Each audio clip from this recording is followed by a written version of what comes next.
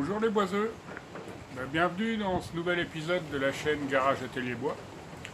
Un épisode un peu particulier parce qu'aujourd'hui ce que je vous propose c'est de sortir un peu de mon atelier. Donc là on est sous l'abri qui fut ma première réalisation en bois, ce qui m'a donné goût au bois. Et je suis en vacances cette semaine, j'avais pas prévu de tourner de vidéo dans le garage, forcément j'y suis pas. Mais je me suis dit que ça valait quand même le coup de partager avec vous certaines choses. Donc ce que je voudrais partager, c'est faire un retour sur mes premières réalisations que j'ai faites en extérieur. Voir après coup qu'est-ce que j'aurais fait, qu'est-ce que j'aurais refait pareil, qu'est-ce que j'aurais fait différemment, et surtout comment ça a vieilli. Parce que oui, ça c'est quelque chose, une première question qu'on se pose, en plus de comment on va faire, comment ça va vieillir, surtout quand c'est en extérieur. Je pense que ça peut être sympa, donc je pense que je vais faire plusieurs petites vidéos là-dessus. Je ne sais pas encore. Mais avant, je voulais faire ce que certains appellent un vlog, une fois de plus, j'en ai même déjà mis un sur ma chaîne, et de parler de certaines choses. La première question que je voudrais vous poser, et j'espère que j'aurai pas mal de réponses en commentaire, c'est qu'est-ce que vous venez chercher sur YouTube? Est-ce que c'est des vidéos super bien montées avec des réalisations nickel, où on a l'impression que celui qui l'a fait, il fait ça sans aucun problème, sans rencontrer de problème?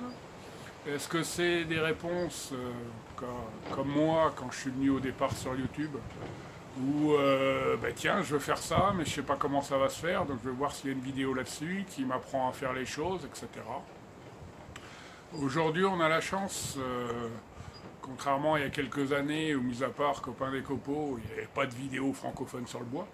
Aujourd'hui, il y a plusieurs chaînes qui sont apparues, donc certaines chaînes généralistes qui parlent de bois entre autres, et certaines chaînes consacrées purement au bois.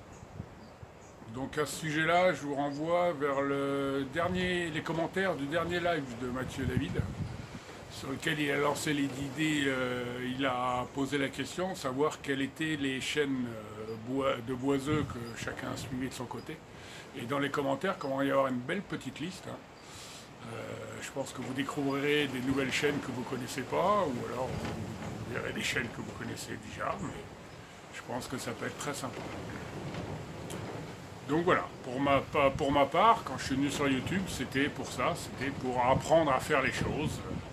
Je me suis dit que voir en vidéo, c'était quand même plus ludique que commencer à ouvrir les bouquins, chercher, ou tout simplement essayer dans son coin, parce que des fois, il y a des bons conseils qui nous permettent de gagner du temps par la suite.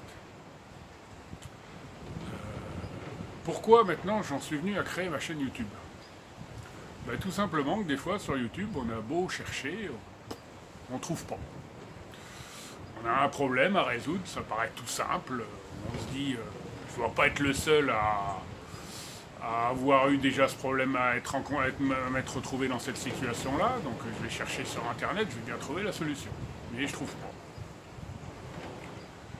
Des fois aussi, dans la vie de tous les jours, lorsqu'on fait nos petites réalisations, on en vient à trouver des astuces, des choses dont on est content, donc on se dit, tiens, ouais, merde, ça j'aurais bien voulu le trouver sur Internet quand j'ai cherché l'info, donc il y a des blogs qui sont très bien, je ne les décrirai pas, le problème c'est que ça prend du temps pour la rédaction d'articles, etc.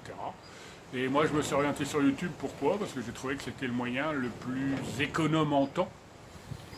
Bon, ça se ressent dans la qualité et le montage de mes vidéos, mais en tout cas le plus économe en temps de faire passer effectivement des informations. Maintenant, je vais me permettre de revenir sur une petite réflexion. Donc, pour ceux qui suivent les boiseux, ils savent qu'il y avait un gros salon sur Rennes la semaine dernière, à Artibat. Donc, ça tombe bien, j'habite Rennes, donc j'y suis allé. Ça m'a permis de faire des super rencontres, donc à la fois de producteurs de contenu, de youtubeurs célèbres, mais également de gens qui venaient voir des youtubeurs célèbres à Artibat, en plus du salon, pour effectivement leur dire tout leur content, donc ça a permis de pas mal échanger. C'est des échanges que j'ai pu prolonger par la suite avec certains, que je remercie, et là je voudrais... Lors des échanges, j'ai découvert pas mal de choses. La première, c'est attention. Là, je m'adresse pas à mes abonnés, mais à certains youtubeurs qui vont peut-être me croire prétentieux, là, du haut de mes 3 ans. Avant 3 ans, il y a 3 ans, je n'avais pas encore touché un ciseau à bois, donc de me permettre de faire des commentaires. Les pros, quand vous êtes sur le net. Quand on va sur YouTube, qu'on tombe sur une chaîne d'un gars qui se dit pro ou menuisier de métier, etc., on boit ce qu'il nous dit. C'est la solution, c'est la bonne manière de faire, c'est celle-là qu'il faut que je fasse. Donc là, il n'y a pas droit à l'à peu près. Il peut dans ses vidéos dire que tiens, là je me suis gouré ou autre chose, il n'y a pas de souci. Mais quand il vous montre quelque chose ou quand il vous affirme quelque chose, c'est que c'est la bonne manière, en tout cas c'est la sienne. Et si ce qu'il utilise, c'est pas la bonne manière de faire les choses ou la manière académique, en tout cas il doit le préciser. Parce que quand je vois certaines réalisations, une fois qu'on a pris un peu de recul, on se dit mais où est-ce qu'il a appris son métier celui-là? Et je pense à tous les plus ou moins jeunes, ou en tout cas débutants qui regardent ça en se disant c'est comme ça qu'il faut faire. Donc, dans pro, quand on dit un pro, c'est un professionnel. Quand on est professionnel, on doit avoir l'exigence de la qualité et de la durabilité du travail qu'on fait. Après, les amateurs, c'est complètement différent. Je les salue, j'en fais partie. Je sais que ça demande du temps, je sais que c'est pas facile de lancer sa chaîne YouTube. Allez-y, c'est superbe, on commence à faire pas mal de partages, il y en a certains qui me suivent plus régulièrement, on s'échange des commentaires, même en dehors des commentaires, ça permet de faire des rencontres à côté, c'est superbe, c'est différent. Mais ma première action, c'était principalement pour les gens qui se disent pros, qui vont vous faire un travail qui, vu par un pro, vraiment dans l'esprit du métier et de la merde, et qui vont vous vendre ça comme... comment. Bon, j'ai déjà été trop long sur cet aparté. Je voulais revenir sur qu'est-ce qui vous anime. Qu'est-ce qui nous anime dans le bois? La première chose, c'est que le bois, c'est une matière vivante, contrairement à d'autres. Donc des fois, ça nous embête bien que ça vit, parce que ça bouge, etc. Mais d'un autre côté, ça nous oblige à nous adapter à la manière de faire, nous adapter aux matériaux qu'on travaille. Et aucune planche de bois, aucun bout de bois, deux bouts de bois qui pourtant font les mêmes dimensions, ne vont pas se travailler de la même manière si on sait lire effectivement ce qu'il faut. Donc ça c'est quelque chose, je débute complètement là-dessus, mais c'est un de mes gros intérêts là-dessus. Après, au-delà du bois, qu'est-ce qui nous amène au bricolage? Donc là c'est pareil, si vous pouvez mettre des commentaires pour me donner vous expliquer, vous donner les raisons qui vous poussent au bricolage. On s'aperçoit qu'il y a plusieurs familles de bricoleurs. Il y a les gens qui bricolent tout simplement parce que tiens, j'ai besoin de faire ça, donc je vais me renseigner pour savoir comment le faire. Et il y a des gens qui bricolent, qui des fois sont juste les mêmes qui ont évolué, c'est pour le plaisir de faire. Le plaisir de fabriquer soi-même, le plaisir de passer 10, 100 heures sur un projet et à la fin se dire celui-là c'est moi qui l'ai fait. J'en suis bien content. Et du coup ça donne envie de faire d'autres choses. On a tous une page blanche. Je discutais avec Mathieu vendredi dernier, il me disait que lui, son meilleur souvenir c'était son atelier d'artiste. Parce qu'effectivement il partait d'une page blanche et là il y avait tout à faire, tout à créer. Donc à faire à son goût. Moi, c'est le petit terrain sur lequel on se trouve, où je venais régulièrement dès qu'il faisait beau ou autre chose. Donc je me suis dit, tiens, comment je pourrais l'agrémenter? C'est pour ça que j'ai commencé à faire quelques réalisations bois dessus, parce que ça me paraissait le plus simple. Mais on en a tous une. Il y en a d'autres, ça peut être simplement, tiens, moi j'aimerais bien que chez moi, il y ait des meubles qui correspondent à la fois à mon besoin, plutôt que d'aller chez Ikea ou ailleurs trouver le premier meuble, et au moins je suis sûr qu'il sera adapté, il sera certainement plus durable, si je respecte certaines règles, et en plus il sera unique parce que c'est moi qui l'aurais fait et je serais bien content de montrer ce que j'ai pu faire, et j'aurais passé surtout un super bon moment à le faire.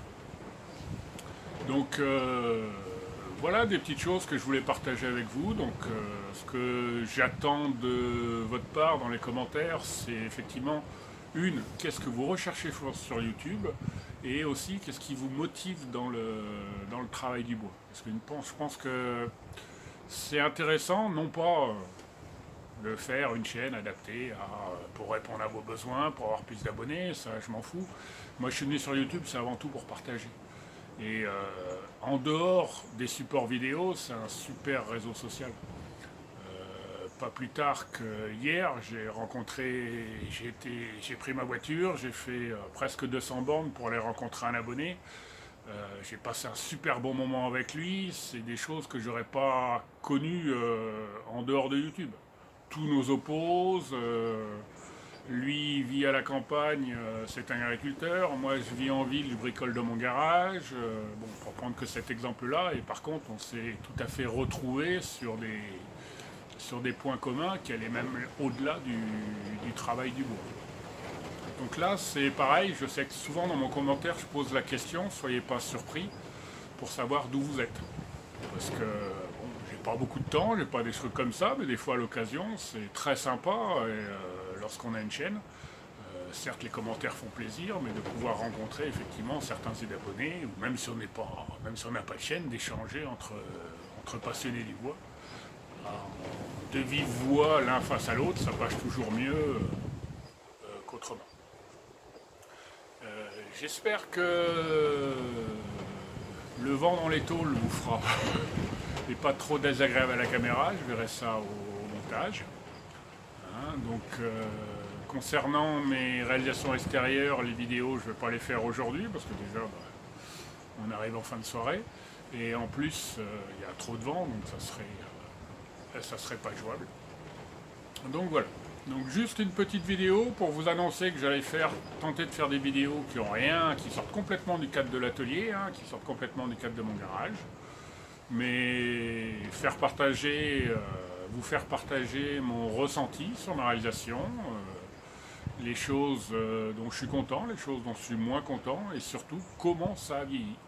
Parce que ça c'est un des gros problèmes qu'on a dans le travail de bois, c'est que certes, ébéniste c'est un art, le but c'est de faire un bel objet, ou charpentier aussi, c'est un art, de faire une belle charpente, c'est beau à voir, c'est beau à voir réalisé, c'est vraiment du travail, mais on a aussi, contrairement à une œuvre qui s'expose dans une galerie ou qui a vocation à finir dans un musée, nous avec le bois, notre œuvre, notre réalisation, le but c'est qu'elle soit utile dans le temps, qu'elle soit pérenne, qu'on puisse l'utiliser comme on avait prévu de l'utiliser, s'en servir, et qu'on ne se retrouve pas à être obligé d'en refaire une 2 ans après, parce que soit ça a cassé, soit c'est plus utilisable. Donc certes il y a cette dimension artistique, mais il y a aussi cette dimension savoir-faire, qui lui n'est pas artistique, mais purement technique. Et Dieu sait si celui concernant le bois est énorme. Donc je pense que j'ai pas gardé tout le monde jusqu'au bout de ma vidéo, j'en ai saoulé pas mal, mais c'est pas le but de toute façon. Je fais pas des vidéos pour avoir des abonnés, je fais des vidéos pour partager. Donc merci à ceux qui m'ont suivi jusqu'au bout, en espérant avoir pas mal de commentaires de leur part sur les deux questions posées.